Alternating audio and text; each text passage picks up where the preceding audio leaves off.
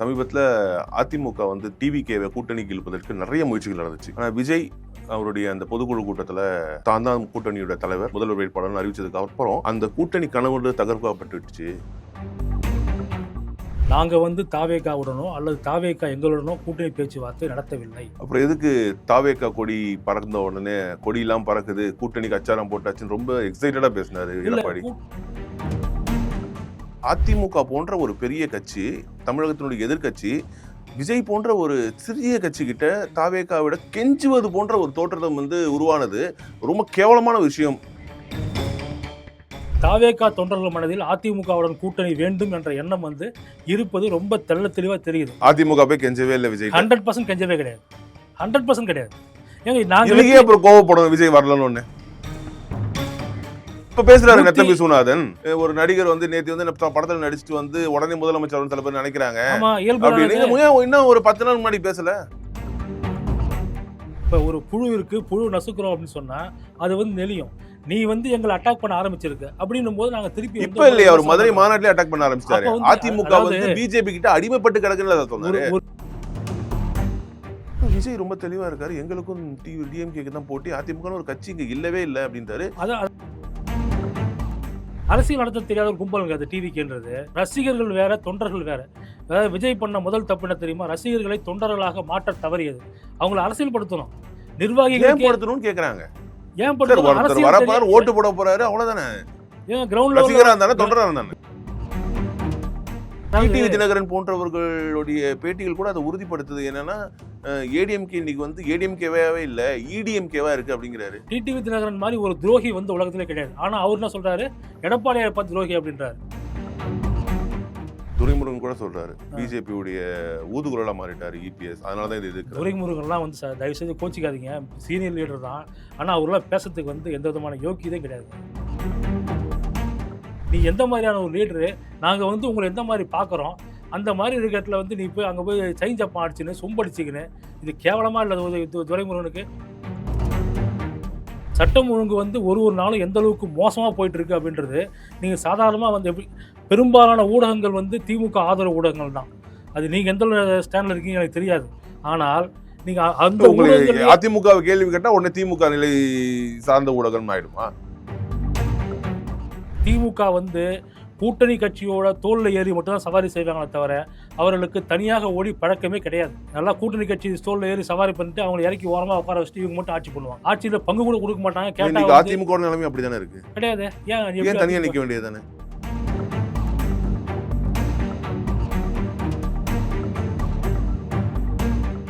வணக்கம், provoke politics நிகழ்ச்சிக்கு உங்களை வரவேற்பதில் மகிழ்ச்சி. இன்று நம்முடன் சிறப்பு நேர்காணலில் இணைந்திருப்பவர் அதிமுக ஐடிவி நிர்வாகி திரு அம்மா கோபி அவர்கள். வணக்கம் சார். வணக்கம் சார். அதிமுக இன்றைய நிலைமை குறித்து பலவிதமான கருத்துக்களும் பகிரப்பட்டு வந்துட்டு இருக்கு. ஒவ்வொருத்தரும் ஒவ்வொரு நாளும் பலவிதமாக அதிமுக கிரிட்டிசைஸ் பண்ணிட்டு இருக்காங்க. சமீபத்தில் அதிமுக வந்து டிவிகேவை கூட்டணிக்கு இழுப்பதற்கு நிறைய முயற்சிகள் நடந்துச்சு. ஆனால் விஜய் அவருடைய அந்த பொதுக்குழு கூட்டத்தில் தான் கூட்டணியோட தலைவர் முதல்வர் வேட்பாளர்னு அறிவிச்சதுக்கு அப்புறம் அந்த கூட்டணி கனவு தகர்க்கப்பட்டுச்சு. இப்போ வந்து அதிமுக நிர்வாகிகள் அப்படியே விஜய்க்கு ஆப்போசிட்டான ஒரு ஸ்டாண்டை எடுக்க ஆரம்பிச்சிட்டாங்க. கேபி முனுசாமி ஆகட்டும், நத்தம்பி விஸ்வநாதன் ஆகட்டும், நிறைய பேர் வந்து விஜயை வந்து தாக்க தொடங்கியிருக்காங்க. ஸோ இந்த நிலைப்பாடு மாற்றம் என்பது கூட்டணிக்கு விஜய் வர மறுத்ததன் காரணமாக தானா? இல்லை, ஆக்சுவலாக நீங்கள் சொன்னீங்கள முயற்சின்னு ஒன்று குறிப்பிட்டீங்களா, அதுவே நான் மறுக்கிறேன். ஏன்னா யாருமே வந்து திரு எடப்பாடியார் வந்து அண்மையில் வந்து கிளாரிஃபை பண்ணியிருந்தாரு, நாங்கள் வந்து தாவேகாவுடனோ அல்லது தாவேகா எங்களுடனோ கூட்டணி பேச்சுவார்த்தை நடத்தவில்லை அப்படின்னு சொல்லிட்டு ரொம்ப கிளியர் கட்டாக சொல்லியிருந்தார். அப்படி இருக்கும்போது இந்த முயற்சின்ற வார்த்தை வந்து தவறு. ரெண்டாவது, ஒரு கட்சி வந்து இப்போ தான் ஒரு எல்கேஜி யூகேஜி படிக்கிற ஸ்டாண்டர்டில் இருக்குது அந்த தாவேகா அப்படின்றது. அப்படி இருக்கும்போது அந்த கட்சியை வீணாக விமர்சனம் செய்வது அப்படின்றது வந்து அர்த்தமற்றதாக இருக்கும், இல்லை தேவையற்றதாக இருக்கும். அதனால் அதை பற்றி கண்டுக்காமல் இருந்தாங்க. இது வந்து விஜய் வந்து எங்களுக்கும் திமுகவும் தான் போட்டி அப்படின்னு சொன்னது வந்து இது புதுசு கிடையாது. ஏற்கனவே சொல்லியிருந்தான் இருக்கார். அதையும் மீறித்தான் கரூர் சம்பவத்தில் வந்து விஜய் வந்து போய் மாட்டும்போது அவருக்கு பக்கபலமாக நின்று அவரை காப்பாற்றியவர் வந்து எடப்பாடியார் தான். அதை வந்து விஜயும் மறக்கக்கூடாது, தாவேகாவும் மறக்கக்கூடாது. ஏன்னா அன்றைக்கி வந்து அந்த ஹாஸ்பிட்டலில் ப்ரெஸ்ஸை பார்த்து இதுக்கு வந்து விஜய் தான் காரணம்னு சொல்லிட்டு அவர் ஒரு வார்த்தை சொல்லியிருந்தாருன்னு சொன்னால் டோட்டல் சினாரியாவும் மாறி போய்ட்டுருக்கும். ஆனால் அன்றைக்கும் வந்து ரொம்ப ஜென்டிலாக, ரொம்ப பொலைட், அழகாக சொல்லிட்டு போனார். பாதுகாப்பு குறைபாடு தான் இதுக்கு காரணம் அப்படின்னு சொல்லிட்டு சொன்னதால தான் இன்றைக்கி விஜய் வந்து திருப்பி இந்த அளவுக்கு பேச முடியுது. இல்லைனா விஜய் வந்து இவ்வளோ நேரம் முடிச்சுட்டு இருப்பாங்க. அந்த மாதிரியான சூழல்ல என்னைக்குமே வந்து அதாவது விஜய் வந்தால் மட்டும்தான் அந்த என்டிஏ கூட்டணி வெற்றி பெறும் அப்படின்ற நிலைமையில அதிமுகவும் இல்லை, பாஜகவும் இல்லை. அப்புறம் எதுக்கு தாவேக்கா கொடி பறந்த உடனே கொடியெல்லாம் பறக்குது, கூட்டணிக்கு அச்சாரம் போட்டாச்சுன்னு ரொம்ப எக்ஸைட்டடா பேசினாரு இல்ல எடப்பாடி. கூட்டணிக்கு அச்சாரம் போட்டாச்சுன்னு அவர் சொல்லல. அதாவது வந்து கொடி பறக்குது, புள்ளையார் சுழியை போட்டாச்சு அப்படின்னு கூட்டணி சொல்லிட்டு புள்ளியார் அவர் சொல்லி சொன்னா, போட்டா அச்சாரம்னா அது வந்து புள்ளியார் சொல்லி உண்மை. போட்டாச்சு. அதுக்கு ஒரு விளக்கம் கொடுத்துருந்தாரே தெளிவா. இப்போ நான் வந்து உங்கள் வீட்டுக்கு வரேன், திரு பிரசாத் வீட்டுக்கு வரேன் அப்படின்னு சொன்னால் வரவேற்கிறது வந்து இயல்பு, தமிழ் பண்பாடு. அப்படி இருக்கும்போது நாங்கள் ஆராசா மாதிரி அந்த நாயை தூக்கி வெளில போடு அப்படின்னு சொல்ல முடியுமா? அவர்களே வந்து யாருமே வந்து அவரை கூப்பிடல, அவர்களாம் வாலண்டியராக வராங்க, கொடி எடுத்துன்னு வராங்க. அப்படி என்றால் அப்படின்னா என்ன நினைக்குது, என்ன தெரியுது வெளியே கரெக்டாக? அதாவது தாவேகா தொண்டர்கள் மனதில் அதிமுகவுடன் கூட்டணி வேண்டும் என்ற எண்ணம் வந்து இருப்பது ரொம்ப தெளிவாக தெரியுது. அதை மீறி வந்து ஒரு முடிவெடுக்கிறார் விஜய் அப்படின்னு சொன்னால் அதனுடைய பிரதிபலனை அனுபவிக்க போது அவர் தான், நாங்கள் கிடையாது. எப்படி இருந்தாலும் வெற்றிங்கிறது எங்களுக்கு வந்து உறுதிப்பட்டு போன ஒன்று. பிஜேபி தரப்புல அதிமுகக்காக பிஜேபி தரப்பு போய் விஜய்கிட்ட பேச்சுவார்த்தை நடத்துறதா நிறைய தகவல்கள் வந்துச்சு. பிஜேபி தரப்பு பேசுதா இல்லையான்றது வந்து நாங்கள் சொல்ல முடியாது, சொல்லவும் கூடாது. ஏன்னா இது எடப்பாடியாக சொல்கிறது என்னது, நாங்கள் பேசலை, அதிமுக வந்து விஜய்கிட்ட பேசலை, விஜய் எங்கிட்ட பேசலை. இதுதான் எங்கள் ஸ்டாண்ட். ஆனால் நிறைய விமர்சனங்கள் முன்வைக்கப்படுச்சு. அதிமுக போன்ற ஒரு பெரிய கட்சி, தமிழகத்தினுடைய எதிர்க்கட்சி, விஜய் போன்ற ஒரு சிறிய கட்சி கிட்ட தாவேகாவிட கெஞ்சுவது போன்ற ஒரு தோற்றத்தை வந்து உருவானது ரொம்ப கேவலமான விஷயம் அப்படின்ற ஒரு வாதங்கள்லாம் முன்வைக்கப்படுது. தவறு. கெஞ்சுவது போன்ற தோற்றத்தை வந்து திமுக இல்லையே.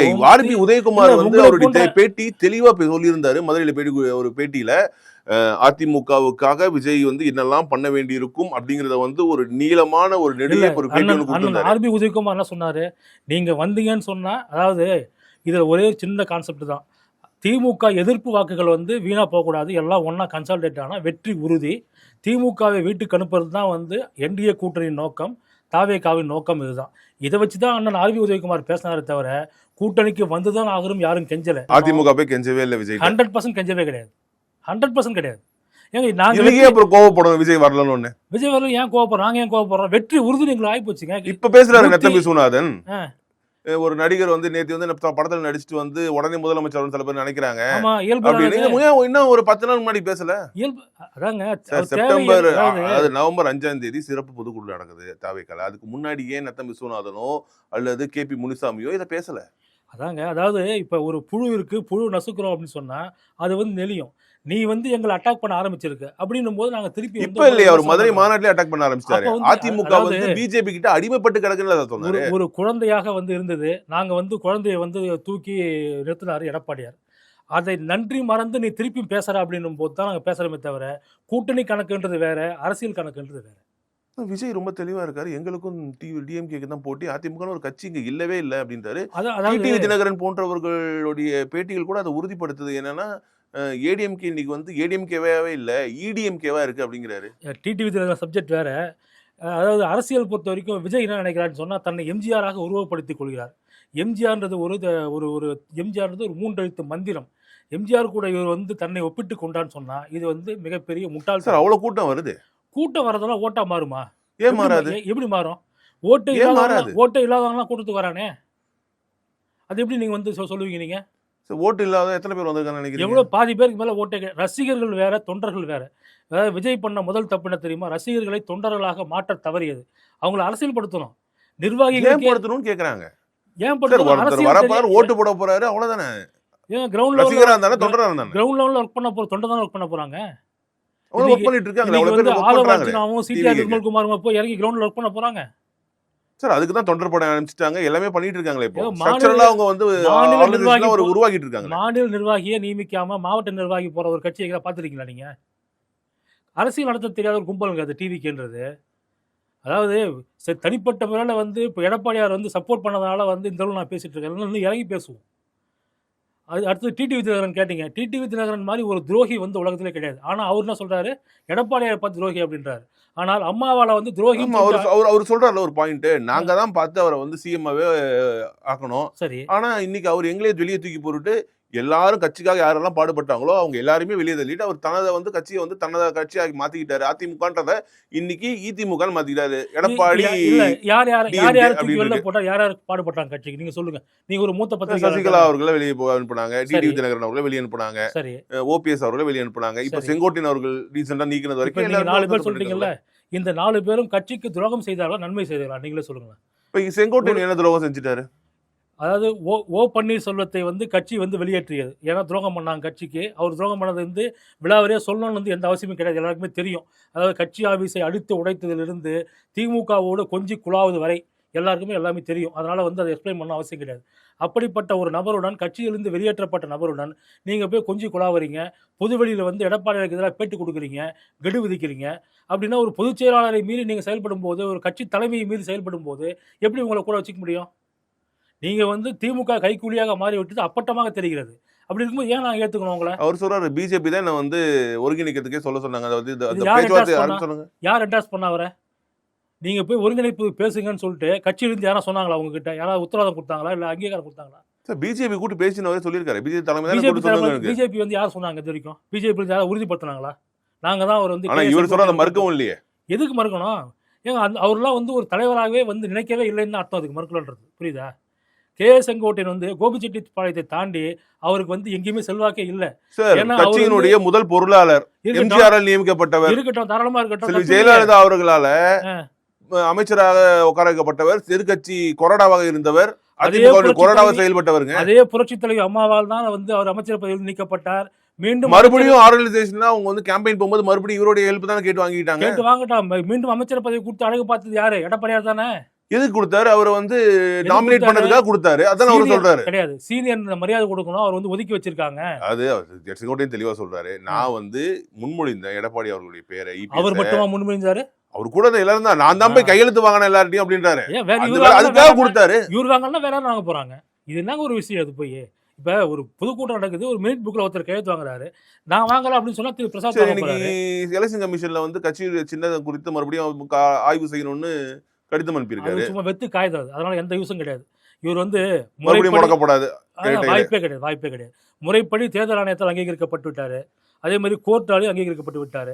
இதுக்கு மேல வந்து திருப்பி நான் வந்து எனக்கு சில இரட்டை இலை சின்னத்தை முடக்குங்க, எடப்பாடியார் வந்து தற்காலிக வந்து பொதுச் செயலாளர் சொல்றதெல்லாம் வந்து அற்பத்தரமான அரசியல். இருந்தாலும் இபிஎஸ் அவர்களுடைய செயல்பாடுகளுமே கேள்விக்குறியாகிட்டே இருக்கு நிறைய இடங்கள்ல. முன்னாடி வந்து பிஜேபி வந்து எந்த உறவும் கிடையாது, ஒட்டும் கிடையாது, உறவும் கிடையாதுன்னு வெளியே வந்தாங்க. 2026 மட்டும் இல்ல, 31 தேர்தலில் கூட கூட்டணி இல்லைன்னு சொல்லிட்டு வந்தாங்க. மறுபடியும் ஒரு விஷயம் நடக்குது இங்க ஈரோட்ல. அதை தாண்டி டெல்லிக்கு போனதுக்கு அப்புறம் மறுபடியும் இங்க வந்து கூட்டணி வந்து ஒத்துக்கிட்டு அந்த வார்த்தைகள்லாம் வந்து முடிவாகுது. மறுபடியும் பிஜேபி கூட்டணியை ஏத்துக்கிட்டாங்க. இப்போ வரைக்கும் இந்த எஸ்ஐஆருடைய நடவடிக்கை கூட, அது கூட திமுக உள்ளிட்ட பல கட்சிகள் வந்து அதுக்கு எதிர்ப்பு தெரிவிக்கிறாங்க. காங்கிரஸ் வந்து அதுக்கு வந்து நிறைய ப்ரூவன் ரெக்கார்ட்ஸ் வந்து கொடுத்துட்டு இருக்காங்க ராகுல் காந்தி. அப்படி இருந்தும் கூட அவர் வந்து பிஜேபியோட ஸ்டாண்ட் எடுத்துக்கிட்டு இதுல வந்து சப்போர்ட் பண்ணிட்டு இருக்காரு எஸ்ஐஆர். அதாவது நேருவின் மகளே வருக, நிலையான ஆட்சி தருகன்னு சொன்னது யாரு? கருணாநிதி. அப்ப வந்து அதாவது திமுக காங்கிரஸ் கூட்டணியிலேருந்து வெளியே போய் திருப்பி கூப்பிட்டாரு. எமர்ஜென்சி பீரியட்ல வச்சு வாங்குன்னு வாங்கினாங்க. அப்ப அவர் செஞ்சது நியாய தப்பு இல்ல, இவர் செஞ்சது அப்படி தப்புன்னு கிடையாது. ஒத்துக்கலாமா? அரசியல் கூட்டணி அப்படின்றது வந்து கொள்கை வேற. சரி, அவர் செஞ்ச தப்புன்னு நான் சொல்றேன். அப்ப இவர் செஞ்ச தப்பா? கிடையாது. இது யாரா அது சொல்றாங்க? அவர் செஞ்ச தப்புனா எப்படி இவர் செஞ்ச தப்பு? சூழ்நிலைக்கு ஏற்ப அமைவதுதான் அரசியல் கூட்டணி. எந்த நேரத்துல எந்த கட்சி கூட வந்து கூட்டணி சேர்ந்தா சரியாக இருக்குமோ அந்த நேரத்துல வந்து ஜெயக்குமார் போன்றவர்கள் இது வந்து ஒரு வேஸ்ட் லக்கேஜ், இதனாலதான் நான் தோத்தேன், பிஜேபி தோல்ல தூக்கி சுமக்க வேண்டியிருக்கு அப்படின்லாம் பேசினாங்க. கூட்டணி மறுபடியும் அவங்க இப்ப இந்த உள்ள இருக்க கட்சிக்காரங்களுக்கு நிறைய பேருக்கு பாரதிய ஜனதாவோட அதிமுக கூட்டணி சேர்ந்தது பிடிக்கவே இல்லைன்னு திரு மறைந்த முதலமைச்சர் திரு கருணாநிதி பீரியட்ல காங்கிரஸை வந்து வெளில அனுப்பும் போது இனிப்பு கொடுத்து பட்டாசு வெடிச்சு கொண்டாடலையா? இதே வந்து ஈவிகே இளங்கோவன் கடுமையாக விமர்சனம் பண்ணல திமுகவை. இனிமேலும் நாங்கள் வந்து கண்டிப்பாக வந்து அவங்க கூட கூட்டணி வைக்க மாட்டோம் அப்படின்னு சொல்லலையா? ஏன் திருப்பி வச்சாங்க? சூழ்நிலை வந்து அந்த அளவுக்கு தேவைப்படுது. சூழ்நிலைக்கு ஏற்பதான் வந்து அரசியல் கூட்டணி அமைகிறது. ஆனா இங்க தமிழ்நாட்டில் பிஜேபிக்கு எதிரான ஒரு நிலைப்பாடு இருந்துகிட்டே இருக்கு, ஒரு எதிர்ப்பாளை. அது நிலைப்பாடு இருப்பதாக வந்து உங்களை மாதிரியான ஊடகங்கள் வந்து கட்டமைக்கிறாங்களே தவிர அந்த மாதிரி நிலைமை மாறி போச்சு. இது இருந்தது உண்மைதான். ஆனா இப்ப அந்த மாதிரிலாம் இல்ல. பிஜேபி எதிர்நிலை இல்லையா? இனிமேலும் பிஜேபி வந்துன்ற பூச்சாண்டி. கடந்த 2009 திமுக அததான் சொல்லி அரசியல் பண்ணிட்டு இருக்காங்க. அந்த பிஜேபி எதிர்ப்பாளைய அந்த எதிர்ப்பு ஓட்டுகளை தான் வந்து அவங்க மறுபடியும் பண்ணிட்டு இருக்காங்க. அதுதாங்க, அதை மட்டும்தான் அதிமுக அதை பண்ண தவறுறதுனாலதான் இன்னும் ஆட்சிக்கு வர முடியலன்றதுதான் பெரிய பிரச்சனை. அதிமுகவுல எடப்பாடி அவர்கள் பொதுச் செயலாளரா அந்த தலைமை ஏற்ற பிறகு பொதுச் செயலாளர் கூட கட்சியினுடைய ஒருங்கிணைப்பாளரா இணை ஒருங்கிணைப்பாளரா பதவி ஏற்றதுல இருந்து கூட அந்த அடுத்த வந்த எந்த தேர்தலுமே ஜெயிக்கல, உள்ளாட்சி தேர்தல் உட்பட. இப்படி இருக்கக்கூடிய காலகட்டத்தில் கட்சி தொண்டர்கள் தோண்டு போக மாட்டாங்க. அப்போ மறுபடியும் நீங்க வந்து பிஜேபியோட அலையன்ஸ் வச்சுக்கிட்டீங்கன்னா இது வந்து தோல்வி நோக்கி தானே போகும் அப்படின்றதான பெரும்பாலான நிர்வாகிகளுடைய இப்ப நானும் கடுப்பா வந்து ஒரு இருக்கு. அடிப்படை தொண்டன் தான். நான் வந்து எந்த விதத்தையும் தோண்டு போகல.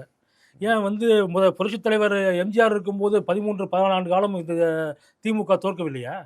அப்ப வந்து அவங்க தோண்டு போய் வெளிய போயிட்டாங்களா? இந்த வெற்றி தோல்வி அப்படின்றது வந்து சகஜம் அரசியலை பொறுத்த வரைக்கும். அதனால ஒரு தடவை தோத்துட்டோம் அப்படின்னு சொன்னா அதோட முடிஞ்சு போச்சு, இனிமேல் வந்து மீண்டு எழமாட்டாங்க அப்படின்ற மாதிரி எந்த விதமான கட்டாயமும் கிடையாது. இன்னமும் அதிமுக தொண்டர்களாகட்டும் நிர்வாகிகளாகட்டும் ரொம்ப ஆக்டிவா இருக்காங்க. அது நீங்க வந்து களத்துல போய் பார்த்தீங்கன்னா தெரியும் எந்த அளவுக்கு பூத் லெவலில் ஒர்க் பண்றாங்கன்னு தெரியும். அதனால வந்து இந்த தொண்டர்கள் வந்து தோண்டு போயிட்டாங்க, அதிமுக காணாம போயிடும், இதை தொடர்ந்து தோல்வி சந்திச்சு வராங்கன்னு சொல்லிட்டு இந்த ஊடகங்கள் வந்து அதாவது டிடிவி சொல்லியிருக்காரு. திமுகவிடம் டிடிவி தினகரன் அதிமுக ஒரு கட்சியே இன்னைக்கு இல்ல, அது டைல்யூட் ஆயிடுச்சுன்றாரு. அது டிடிவி தினகரன் வந்து அதிமுக பத்தி பேசுறதுக்கு யோகிதை இருக்கா? கொஞ்சமா தகுதி இருக்கா அவருக்கு? அதாவது அம்மாவோட உதவியாளர் திருமதி சசிகலா அவரோட அக்கா மகன் அப்படின்றத தாண்டி வேற என்ன தகுதி டிடிவி தினகரனுக்கு இருக்கு? நீங்க சொல்லுங்க. நீங்க ஒரு அப்படியே மூத்த அவரை வந்து பத்திரிகையாளர் தானே. நாடாளுமன்ற உறுப்பினர் ஆக்குனாங்க ஜெயலலிதா அவர்கள். கட்சி முடிவெடுக்குது. கட்சி முடிவெடுக்கும் போது செஞ்சுதான் ஆகணும் யாரா இருந்தாலும் சரி. தகுதி தான் சொல்லுங்க நீங்க. அதுதாங்க அவங்க ஜெயலலிதா அவர்களால கை காட்டப்பட்டவருங்க. ஜெயலலிதாவால் கை காட்டப்பட்டவர் இல்ல, நாடாளுமன்ற திருமதி உறுப்பினரா சசிகலாவால் இருந்திருக்காருங்க. கை காட்டப்பட்டவர். பெரியகுளம் தொகுதியில் நின்னாரு. ஏன் நிக்க வச்சாங்க? அந்த இடத்துல வந்து இந்த சமுதாய வாக்குகள் வந்து பெரிய அளவில் இருக்கு, அதனால வந்து அவர் நிக்க வைக்கிறாங்க. 1999 2004 ஏன் அம்மா சீட் கொடுக்கல அவருக்கு? நீ வந்து அந்த 5 ஆண்டு காலம் வந்து ஒழுங்கா ஒர்க் பண்ணி இந்த தொகுதியில நல்ல பேர் இருந்தா ஏன் வந்து அம்மா மறுக்கிறாங்க? தினகரனுக்கு வந்து எடப்பாடியை பற்றி குறை சொல்ல துளியும் தகுதி கிடையாது. அந்த மாதிரி நபர் தான் அவர். சரி, இந்த எஸ்ஐஆர் விவகாரத்துக்கு வருவோம். எஸ்ஐஆர் விவகாரத்துல எடப்பாடி பழனிசாமி அவர்கள் தீர்க்கமா எதிர்க்கிறாரு. அது வந்து கிரிட்டிசைஸ் பண்றாங்க டிஎம்கேல இருந்து. அது வந்து பிஜேபிக்கு வந்து அவர் ஒத்து ஊதுறாரு அப்படின்னு சொல்றாங்க. இன்னொரு பக்கம் சுப்ரீம் கோர்ட்ல போய் என்னையும் வந்து இந்த ப்ளீல வந்து சேர்த்துக்கோங்க அப்படின்னு சொல்லிட்டு அதிமுக சார்பில் இணைக்கப்பட்டாங்க. என்ன இதுல வந்து ஒரு இது இரட்டை நிலைப்பாடா இல்ல வந்து இதுல எது தவறுகள் நடந்துடக்கூடாதுன்னு கண்காணிப்பா இருக்காங்களா? என்ன 100%. அதாவது இந்த ஓட்டர்ஸ் லிஸ்ட் அப்படின்றது வந்து எந்த விதமான தவறுதலும் இல்லாமல், போலி வாக்காளர்கள் இல்லாமல், அதாவது கிளியராக இருக்கணும். ஒரு வந்து இறந்தவர்கள் வந்து அந்த பட்டியலில் இருக்கக்கூடாது, இடம் மாறியவர்கள் அந்த பட்டியலில் இருக்கக்கூடாது அப்படின்னு சொல்லிட்டு தான் வந்து இந்த ஸ்பெஷல் இன்டென்சிவ் ரிவிஷன். இந்த ஸ்பெஷல் இன்டென்சிவ் ரிவிஷன் வந்து ஏற்கனவே இந்தியாவில் வந்து 11 முறை நடந்திருக்கு. இது வந்து புதுசு கிடையாது. அதில் வந்து என்ன சொல்லியிருக்காங்கன்னா 2002, 2004 இந்த பீரியடில் வந்து டிஎம்கே அலையன்ஸில், அதாவது வாஜ்பாய் கவர்மெண்ட்டில் இருக்கும்போதும் சரி, மன்மோகன் சிங் கவர்மெண்ட்டில் டிஎம்கே இருக்கும்போதும் சரி, ஸ்பெஷல் இன்டென்சிவ் ரிவிஷன் நடந்திருக்கு. அப்போ ஏன் இந்த திமுக எதிர்க்கலை? நீங்கள் சொல்லுங்கள். நீங்கள் ஒரு மூத்த பத்திரிகையாளர் தானே. இப்போ எதிர்க்க வேண்டிய காரணம் என்ன? இப்போ எதிர்க்க வேண்டிய காரணம் என்னன்னா, திரு ராகுல் காந்தி அவர்கள் தொடர்ந்து சொல்லிட்டு இருக்காரு, ஓட்சோரி பத்தி பேசிட்டு இருக்காரு. பீகார்ல எத்தனை லட்சம் வாக்குகள் வந்து திருடப்பட்டதுன்னு சொல்லியிருக்காரு. ஹரியானால 25 லட்சத்துக்கும் மேற்பட்ட வாக்குகள் வந்து 2024 நடந்த சட்டமன்ற தேர்தலின் போது திருடப்பட்டிருக்கு, போலியா சேர்க்கப்பட்டிருக்கு அப்படின்ற குற்றத்தை சார் ஹிந்துல தலையங்க எழுதியிருக்காங்க சார். இது வந்து ராகுல் காந்தி சொல்றது அனைத்தும் உண்மை அப்படின்னு பிரபல பத்திரிகை, உங்களுக்கு எவ்வளவு தெரியும், இந்துவோட ஸ்டாண்டர்ட் தெரியும், அவங்க எழுதியிருக்காங்க சார். அவங்க ஸ்டாண்டர்ட் வந்து இப்ப பழைய இந்து கிடையாதுங்க. இன்னைக்கும் இந்து ராம் என்ன பண்றாரு? சிஎம் கூட போய் சேர்ந்து வாக்கிங் போயிட்டு ராகுல் காந்தி சொன்னது உண்மைன்னு கொடுத்திருக்காங்க. சரி, உண்மையாக இருக்கட்டும். பீகார்ல வந்து ஃபர்ஸ்ட் ஃபேஸ் எலெக்ஷன் முடிஞ்சிச்சா? 121 தொகுதியில வந்து வாக்குப்பதிவு முடிஞ்சது இல்ல. என்ன பிரச்சனை வந்து சொல்லுங்க. இது வந்து எஸ்ஐஆர் அப்புறம் நடந்த தேர்தல் தானே. ஒரு இடத்துலயாவது ஒரு பிரச்சனை வந்ததா? எங்கேயாவது வந்து என் வாக்குகள் யாராவது பிரச்சனை பண்ணாங்களா? இல்ல மறு வாக்குப்பதிவு கேட்டாங்களா? இல்ல எங்கேயாவது முறைகேடு நடந்ததா? எதுவுமே ஸ்மூத்தா நடந்தா இல்லையா? அப்ப வந்து இண்டி கூட்டணி வந்து கம்முன்னு தானே இருக்காங்க. ஒழுங்கா நடந்தது, முறையாக நடந்ததுன்னு சொல்லி ஒத்துக்கிறாங்கல்ல. இப்போ தமிழ்நாட்டில் மட்டும் எதிர்க்க வேண்டிய காரணம் என்ன? ஏன்னா நீங்கள் வந்து போலி வாக்காளர்களையும் சேர்த்து வச்சிருக்கீங்க, இறந்தவர்கள் வந்து நீக்காம வச்சிருக்கீங்க. இவங்க என்ன கேட்குறாங்க? திமுக கேட்குறதுன்னா எலெக்ஷன் கழிச்சு வந்து நீங்கள் வந்து இந்த எஸ்ஐஆர் பண்ணுங்க, அதாவது நீங்கள் வந்து எல்லாத்தையும் கழிச்சு சேர்த்து வச்சது அப்புறம் நாங்கள் கழிச்சு விட்ருவோன்ற பயம். எல்லா ஓட்டு வாங்கி திருப்பி நாங்கள் வந்து கேட்கறது. இன்னொரு முக்கியமான விஷயம், 30 நாள் எப்படிங்க இது வந்து பண்ண முடியும் கேட்குறாங்க. ஒரு எலெக்ஷன் கமிஷன் வந்து டிசைட் பண்ணுறாங்கன்னா ஒன்றுமே தெரியாமல் பண்ணுவாங்க. அந்த அளவுக்கு என்ன முட்டாள் எலெக்ஷன் கமிஷன் இருக்கிறவங்க? பீப்புள் ரெப்ரசன்டேஷன் ஆக்ட் வந்து தெளிவாக வரையறுத்திருக்கு, இந்த வந்து பண்ணலாம், இந்த பண்ணக்கூடாதுன்னு சொல்லிட்டு எலெக்ஷன் கமிஷன். அதில் வந்து எலக்டோரல் ரிவிஷன் வந்து பண்ணலாம்னு சொல்லிட்டு 100% அவங்களுக்கு வந்து பண்றதே தப்பு சொல்லல. அவங்க பண்றத முறையா ஒரு ப்ராப்பரா இத்தனை நாள் கால அவகாசம் பொறுமையா நிதானமா எடுத்து பண்ணுங்க. எதுக்கு அவசர அவசரமா 30 நாட்கள்ல வந்து பண்ணி முடிக்கணும்னு கேக்குறாங்க. ஏன் பண்ண முடியாதுன்னு நான் கேட்கறேன். ஏன் பண்ண முடியாது? ஏன்னா இப்ப இத பண்ணிட்டாங்கன்னு சொன்னா பருவமழை காலம் ஊழியர்களை வந்து இத பணியில ஈடுபடுத்தினா அந்த பிரச்சனைகள் எல்லாம் பாதிப்புலாம் வரும்னு அரசாங்கம் நியாயமான கோரிக்கை எடுத்து வைக்கிறாங்களா? அதெல்லாம் ஒண்ணு ஏங்க, எப்படி இருந்தாலும் தேர்தல் பணிகளில் ஈடுபட போது அரசு ஊழியர்கள் தான். உங்க கவர்மெண்டோட பணிச்சுமை அதிகமாகுது உங்க கவர்மெண்டோட அரசு ஊழியர்களுக்கு. ஊழியர்கள் தான். ஏன் மத்த இடத்துல பணிச்சுமையே இல்லையானா? நான் என்ன கேட்கறேன், ஆசிரியர்கள் வந்து சார் எலெக்ஷன் கமிஷன் எடுத்ததுக்கு அப்புறம் அரசு ஊழியர்கள் எப்படி வந்து திமுக அரசு ஊழியராக ஆவாங்க? அப்ப அவங்க எலெக்ஷன் கமிஷன் கண்ட்ரோல தானே வருவாங்க. முதல்வர் கேள்வி கேட்கிறாரு. 2021 இதே திரு மு.க. ஸ்டாலின் என்ன சொன்னாரு, இவங்க வந்து அரசு ஊழியர்கள் வந்து ஆளுங்கட்சிக்கு ஆதரவாகவும் பிஜேபிக்கு ஆதரவாகவும் தேர்தல் ஆணையத்துக்கு ஆதரவாகவும் செயல்படுகிறார்கள் அப்படின்னு சொல்லிட்டு ஒரு தீர்மானமே போட்டாங்க திமுக. அப்போ மட்டும் வந்து அப்படி இருப்பாங்க, இப்போ சரியா இருப்பாங்களா? யாருக்கு அதில் பூசு இதெல்லாம்? இன்னமும் அரசு, அதாவது ஸ்ரீரங்கம் தொகுதியில் நேற்று பார்த்துருப்பீங்கன்னு நினைக்கிறேன். ஸ்ரீரங்கம் தொகுதியில் டிஎம்கே ஐடி விங்கை சேர்ந்த ஒரு பெண் நிர்வாகி வந்து இந்த ஸ்லிப் வந்து நடத்தி கொடுத்துட்டு இருக்காங்க. இன்னும் அதாவது என்னன்னா, எஸ்ஐஆர் எதிர்ப்பது போல் எதிர்த்துக்கொண்டு அந்த ஃபுல் கண்ட்ரோலை இவங்க எடுத்துக்கின்னு இன்னமும் இந்த ஏமாற்று வேலைகளில் ஈடுபட்டு கொண்டிருக்கிறார்கள். அதுக்கு தான் வந்து எங்களை மாதிரியான வந்து நிர்வாகிகள் வந்து நாங்கள் கூடவே பார்த்துட்டு இருக்கோம், கண்குத்தி பாம்பா. இந்த துரைமுருகன் கூட சொல்றாரு, பிஜேபி உடைய ஊதுகுழலா மாறிட்டாரு இபிஎஸ், அதனாலதான் இது எதிர்க்கிறாரு. துரைமுருகன்லாம் வந்து தயவு செய்து கோச்சிக்காதீங்க, சீனியர் லீடர் தான். ஆனால் அவரெல்லாம் பேசுறதுக்கு வந்து எந்த விதமான யோக்கியதையும் கிடையாதுங்க. உதயநிதி வந்து என்னத மாதிரி வந்து புகழணும் அந்த மாதிரி புகழாரு, இன்பநிதியை புகழாரு. நீ எந்த மாதிரியான ஒரு லீடரு, நாங்கள் வந்து உங்களை எந்த மாதிரி பார்க்குறோம், அந்த மாதிரி இருக்கிற வந்து நீ போய் அங்கே போய் சைஞ்சப்பா அடிச்சுன்னு சொம்படிச்சிக்கின்னு, இது கேவலமாக இல்லாத துரைமுருகனுக்கு ஒரு கட்சியோட பொதுச் செயலாளர் உன்னை யார் மதிக்கிறா கட்சியில்? எதுக்கு இந்த பொழப்பு? ஒரு ரெசிக்னேஷன் லெட்டர் எழுதி கொடுத்துட்டு வீட்டில் போய் நிம்மதியாக படுத்துக்கலாம் வயசான காலத்தில்.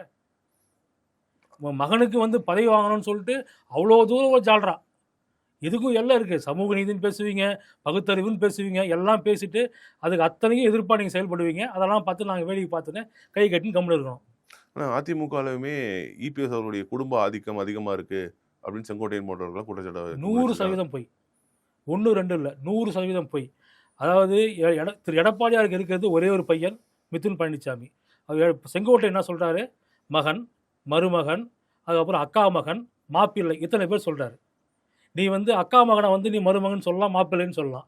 ஏதாவது ஒன்று தான் சொல்லணும் அப்படின்னா கூட 4 பேர் எங்கேருந்து வந்தாங்க இதில்? அப்போ அதுலேருந்து அவர் சொல்கிறது பொய் சொல்கிறதுன்னு தெரியுதா? அவர் செங்கோட்டையன் இல்லை, பொய்க்கோட்டையன். ஸோ பிஜேபியோடைய அஜெண்டா படி அதிமுக நடக்கலை. 100% நடக்கல. ஏன் எங்களுக்கும் தனித்தன்மை இருக்குங்க, நாங்கள் ஏங்க அவங்க பிறகு நடக்கணும்? எங்களுக்கும் தனியாக கொள்கை இருக்குது, கோட்பாடு இருக்குது. அதாவது மத்தியில் ஆளுங்கட்சி ஒரு சில அண்டர்ஸ்டாண்டிங் இருக்குமே தவிர அவங்க சொல்லி தான் நாங்கள் செயல்படணும் எந்த விதமான அவசியமும் கிடையாது. நீங்கள் பார்த்துக்கலாம், 185 தொகுதியில் வந்து எடப்பாடி வரைக்கும் பிரச்சாரம் போயிருக்காரு. அத்தனை தொகுதிகளும் வந்து அதிமுக சாதகமாக மாறி இருக்கு. அதாவது இந்த வர்ற எலெக்ஷனில் 2026 கிட்டத்தட்ட ஒரு 50% ஓட்டுகள் வந்து இப்போ எங்கள் பக்கம் திரும்பிச்சுன்னு சொல்லிட்டு நான் உறுதியாக சொல்கிறேன். திமுக நாங்கள் ஜெயிச்சிருவோம்னு சொல்கிறாரு. யாராலையும் வந்து எங்களை ஜெயிக்க முடியாது. நேற்று கூட சிஎம் வந்து பேட்டியில் சொல்லியிருக்காரு. முதல்ல இப்போ சிஎம் என்ன சொன்னார், 234 தொகுதி ஜெயிப்போன்னு சொன்னாரா? ஃபஸ்ட்டு சொன்னார். அப்புறம் 200 தொகுதியாக மாற்றினார். இப்போயே நீங்கள் வந்து எண்ணிக்கையை சொல்ல மாட்டீங்க? ஜெயிப்போன்னு சொல்கிறாங்களேண்ணா. ஜெயிப்போம் அந்த எண்ணிக்கையை சொல்லலாம்.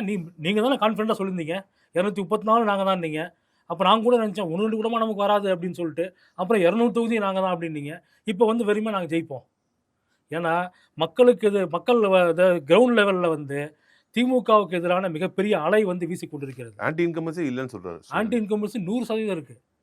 அதாவது இந்த திராவிட மாடல் ஆட்சி, ஸ்டாலின் மாடல் ஆட்சி, விளம்பர மாடல் ஆட்சிக்கு எதிராக மிகப்பெரிய அலை வந்து வீசி கொண்டிருக்கிறது. அது ஆல்மோஸ்ட் வந்து எங்கள் வெற்றி கன்ஃபார்ம் ஆயிடுச்சு. இது இப்போ என்னன்னா எத்தனை தொகுதின்றது தான் இப்போ வந்து இப்போ நிர்ணயம் பண்ணவே தவிர எத்தனை தொகுதியை ஜெயிப்பாங்க நீங்கள் நினைக்கிறீங்க? அது தனி பெரும்பான்மையோட அதிமுக ஆட்சி அமைக்கிறது, அது எந்த மாற்று கருத்தும் இல்லை. நீங்கள் 100% ஆன்டி இன்கம்பன்சி இருக்குன்றீங்க. ஆனால் சிஎம் அவர்கள் மற்றும் மற்ற அமைச்சர்கள் எல்லாம் சொல்லும்போது இங்கே வந்து திமுக வந்து பயங்கரமாக ஆட்சி பண்ணிகிட்டு இருக்கோம், மக்களுக்கான திட்டங்கள் எல்லாத்தையும் அவ்வளோ அழகாக செஞ்சுட்டு இருக்கோம், சட்டம் வந்து அவ்வளோ சிறப்பாக சட்டத்தின் ஆட்சி நடந்துகிட்டு இருக்கு, அதனால நாங்கள் வந்து கண்டிப்பாக 200 தொகுதிக்கு மேலே வின் பண்ணுவோம் அப்படின்றது ரொம்ப கான்ஃபிடென்ட்டாக இருக்காங்க. அவங்க கூட்டணி ரொம்ப ஸ்ட்ராங்காக இருக்குது, அதனால தான் அப்படின்றாங்க. தமிழ்நாட்டில் வந்து சட்டம் ஒழுங்கு சந்தி சிரிக்குது. எப்போ பார்த்தாலும் கொலை, டெய்லி கொலை நடக்காத நாளே கிடையாது. நேற்று கூட வந்து ஒரு காவலர் குடியிருப்பில் பூந்து கொலை பண்ணுறானுங்க. ஒரு தேசிய கட்சியின் மாநில தலைவரை வந்து அவங்க இடத்துக்கே போய் சுற்றி வளைச்சி வெட்டி கொலை பண்ணுறாங்க. அந்தளவுக்கு தைரியம் வந்து யார் கொடுத்தது? காவல்துறை கொடுக்காம வந்து இந்த நடந்திருக்க முடியுமா? ஒன்று. ரெண்டாவது, இந்த அமைச்சர் கீதாஜி வந்து சொல்கிறாங்க கிட்டத்தட்ட 7000 பாலியல் சம்பவங்கள், அவங்க சொல்கிறது வந்து சிறுமிகள் அந்த பாலியல் வன்கொடுமை நடந்திருக்கு, அவங்களுக்கு வந்து நான் நிவாரணம் கொடுத்துருக்கோம் அப்படின்றாங்க. இதெல்லாம் வந்து இது பெருமையாது? சட்டம் ஒழுங்கு வந்து ஒரு நாளும் எந்த அளவுக்கு மோசமாக போயிட்டுருக்கு அப்படின்றது நீங்கள் சாதாரணமாக வந்து எப்படி, பெரும்பாலான ஊடகங்கள் வந்து திமுக ஆதரவு ஊடகங்கள் தான். அது நீங்கள் எந்த ஸ்டாண்டில் இருக்கீங்க எனக்கு தெரியாது. ஆனால் நீங்கள் அந்த அதிமுக கேள்வி கேட்டால் உடனே திமுக நிலை சார்ந்த ஊடகம் ஆகிடுமா? கண்டிப்பாக. ஏன் சார் நாங்க- திமுகவும் நாங்க கேள்வி தானே நான் என்ன கேட்கிறோம். கேட்கிறேன், நேர்மையா கேளுங்க, நேர்மையா இருங்க, நேர்மையா பேசுங்க. நீங்க இப்போ சட்டம் ஒழுங்கு பிரச்சனை பத்தி சொல்றீங்க. ஊழல் கொலை நடந்தது நாங்க ஒண்ணும் மறுக்கலையா? ஆமா ஊழல் கொலை பத்தி நடந்திருக்கு. இப்ப வந்து KN நேரு வந்து ஊழல் பண்ணான்னு சொல்லிட்டு ஒரு பிரச்சனை வந்து இல்ல, 2538 பணியிடங்கள் நிரப்பப்படல. 288 கோடி ரூபாய் ஊழல் நடந்திருக்குன்னு இடி ஒரு சார்ஜ் வச்சிருக்காங்க. எந்த ஊடகம் வந்து விவாதம் பண்ணாங்க இதை பத்தி? அமைச்சர் ஏவா வேலு வந்து நெடுஞ்சாலைத்துறையில வந்து மிகப்பெரிய ஊழல் நடந்திருக்கு, இது தொடர்பாக DVSC வந்து வழக்கு பதிவு பண்ணியிருக்காங்க. இதை பத்தி எந்த ஊடகம் பேசியிருக்கு? இப்போ DVSC வழக்கு பதிவு பண்ணிட்டாங்கல்ல, அடுத்தது ED கண்டிப்பா உள்ள வருவாங்க. அது வந்து ப்ரெடிகேட் அஃபென்ஸ். அப்படி இதெல்லாம் பத்தி எதுவும் பேசவே மாட்டீங்க. சட்டம் ஒழுங்கு வந்து நாளுக்கு நாள் வந்து சீரழிஞ்சு மோசமா போயிட்டு இருக்கு, இதை பத்தி பேச மாட்டீங்க. கொலை, கொள்ளை, கற்பழிப்புன்னு அதை சொல்லிட்டு வெளியே கொண்டு வந்ததே ஊடகம் தான். இது ஒன்று. இடி சமூக ஊடகங்கள் எங்களை போன்ற ITV நிர்வாகிகள் இவங்க தான் கொண்டு வராங்களே தவிர எந்த ஊடகமும் கொண்டு வரவே இல்லை, பேசுவதே கிடையாது. அதாவது எடப்பாடியார் வந்து தும்பிட்டார் அப்படின்னு சொன்னா, தும்பும் போது ஏதாவது வந்து நமக்கு சப்ஜெக்ட் கிடைக்குமா அப்படின்னு தேடுறது. இந்த மாதிரியான ஊடகங்கள் இருக்கே தவிர நேர்மையை பேசுவதற்கு, நியாயத்தை பேசுவதற்கு எந்த ஊடகமும் தயாராகல. அதுதான் வந்து மிகப்பெரிய வருத்தமா நாங்க பதிவு பண்றேன். சட்டம் ஒழுங்கு அதிமுக எடப்பாடியாருக்கு ஆதரவா பேசிட்டா ஊடகங்கள் நடுநிலையோட நான் இருக்காங்க. ஆதரவா பேச வேணாம், இருக்கிறத பேசுங்கன்னு சொல்றேன் நானு. நீங்க இருக்கிறத பேசினாலே அது அதிமுக ஆதரவாக திரும்பும், எடப்பாடியாருக்கு ஆதரவாக தான் திரும்பும். ஏன்னா அந்த அளவுக்கு மோசமான ஒரு ஆட்சி. கோவை மாணவி பாலியல் அந்த வன்கொடுமையா இருக்கட்டும், இல்ல இந்த திருச்சி படுகொலையா இருக்கட்டும், எல்லாத்தையுமே ஊடகங்கள் மூலமா தான் பார்த்தாலும் நீங்களே தெரிஞ்சுக்கிறீங்க. அதான் சொல்றேன், திருப்பி நான் பெரு ஊடகங்களோ அல்லது அச்சு ஊடகங்களோ எந்த ஊடகங்களை பத்தி பேசுறாங்க? சமூக ஊடகங்கள் தான் பேசுது. உங்களை மாதிரி ஒரு சில யூடியூபர்ஸ் தான் பேசுறாங்களே தவிர மற்ற ஊடகங்கள் பேசுவது இல்லை. ஏன் அவங்க பேரோல இருக்கிறதுனால பேச மாட்டாங்களா? இதுக்கு ஒரு நியாயம் வேணுமா இல்லையா? நீ வந்து பெரிய அளவுக்கு வேணாம், அட்லீஸ்ட் ஒரு நாள் மற்ற அதிமுகவுக்கு எதிரானா நீங்க தொடர்ந்து 2 நாள் 3 நாள் அடி நடிக்கிறீங்களே, ஒரு நாள் பேசுங்களேன். ஏன் பேச மாட்டீங்க? என்ன பயம் உங்களுக்கு? யாரு கட்டுப்பட்டு நீங்க இருக்கீங்க? இதுவுமே ஒரு நீதி, நேர்மை, நியாயம் இருக்கணும். அது இல்லை. அதே மாதிரி தமிழ்நாடு வந்து மிக ஆபத்தான கரங்களில் சிக்கி கொண்டிருக்கிறது. அதாவது இதை காப்பாற்ற வேண்டிய கடமை வந்து எடப்பாடியாருக்கு இருக்கு. இதை நான் வந்து ஒரு கோரிக்கையாக வைக்கிறேன். இதுக்காகவாவது கண்டிப்பாக வந்து அதிமுக ஜெயிச்சு ஆகணும். ஏன்னா வேறு வழி இல்லை. மக்கள்லாம் வந்து அவதிப்படுறாங்க. விலைவாசி ஆகட்டும், சட்டம் ஒழுங்காகட்டும் ரொம்ப மோசமாக போயிட்டு இருக்கு. தமிழ்நாட்டை காப்பாற்றணும்னா வேற வழியே கிடையாது. அதிமுக ஆட்சிக்கு இன்றைய காலகட்டத்தில் அதிமுகவினுடைய கூட்டணி பலம் என்பது மிக சிறுசா இருக்கு. திமுக ஒரு அசுர பலத்துல ஒரு கூட்டணியோடு இருக்காங்க. இந்த திமுகன்ற அந்த ஒரு அசுர பலத்துல கூட்டணியோடு இருக்கிறத அதிமுகவால பிஜேபி கூட்டணியால எதிர்க்க முடியுமா? 2 கட்சிக்கு மேல என்ன, இன்னும் சில கட்சிகள் வரதான் போகுது. இந்த 2 கட்சியுமே ஸ்ட்ராங்கா தானே இருக்கு. இதுக்கு மேல கட்சி வர போறாங்க அப்படி பல அலர்மா வந்து சொல்லிட்டு இருந்தாங்க. நான் வந்து ஒரு டிவியை கூட ட்ரை பண்ணி பாத்தீங்க, அதுவும் முடியல. டிவிக்கு நாங்க ட்ரை பண்ணலன்னு சொல்லிட்டு நான் தெளிவா விளக்கமா சொல்லிட்டேன். நீங்க வந்து மீண்டும் வந்து திமுக சார்பு ஊடகங்களாகவே நீங்க கேள்வி கேட்குறீங்க. நாங்க வந்து கண்டிப்பாக டிவிக்கு எங்க கூட வரணும்னு சொல்லிட்டு ட்ரை பண்ணல. ஓகேவா? 2வது இங்க கூட ஒரு சில கட்சிகள் வர தயாரா இருக்காங்க. அது வந்து விரைவில் நடக்கும். இன்னொன்று முக்கியமான விஷயம், நான் இங்க பிரேக் பண்றேன். திமுக கூட்டணி விரைவில் உடைய போகுது. காங்கிரஸ் வந்து விஜய் கூட வந்து கூட்டணி வைக்க போறாங்க. இதனால மிகப்பெரிய இழப்பை வந்து திமுக சந்திக்க போகுது. நீங்க வேணா பார்த்துட்டே இருங்க. திமுக இழப்பு சந்திக்க எப்படி சொல்றீங்க? ஒருவேளை காங்கிரஸே போனாலுமே கூட அந்த பக்கம் anti incumbency votes, ADMK votes இதெல்லாம் சேர்ந்து தான் அந்த பக்கம் போகும். அதாவது ஒன்று மட்டும் தெரிஞ்சுங்க, திமுக வந்து கூட்டணி கட்சியோட தோல்ல ஏறி மட்டும் தான் சவாரி செய்வாங்களே தவிர அவர்களுக்கு தனியாக ஓடி பழக்கமே கிடையாது. நல்லா கூட்டணி கட்சி தோல்ல ஏறி சவாரி பண்ணிட்டு அவங்களை இறக்கி ஓரமாக உட்கார வச்சுட்டு இவங்க மட்டும் ஆட்சி பண்ணுவாங்க.